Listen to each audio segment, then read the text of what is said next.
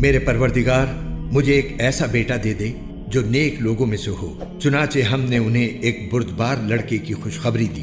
پھر جب وہ لڑکا ابراہیم کے ساتھ چلنے پھرنے کے قابل ہو گیا تو انہوں نے کہا، بیٹے میں خواب میں دیکھتا ہوں کہ تمہیں ذبح کر رہا ہوں، اب سوچ کر بتاؤ تمہاری کیا رائے ہے؟ بیٹے نے کہا، ابا جان آپ وہی کیجئے جس کا آپ کو حکم دیا جا رہا ہے، انشاءاللہ آپ مجھے صبر کرنے والوں میں سے پائیں گے۔ چنانچہ وہ عجیب منظر تھا جب دونوں نے سر جھکا دیا اور باپ نے بیٹے کو پیشانی کے بل گرایا، اور ہم نے انہیں آواز دی کہ اے ابراہیم تم نے خواب کو سچ کر دکھایا، یقیناً ہم نیکی کرنے والوں کو اسی طرح صلہ دیتی ہیں۔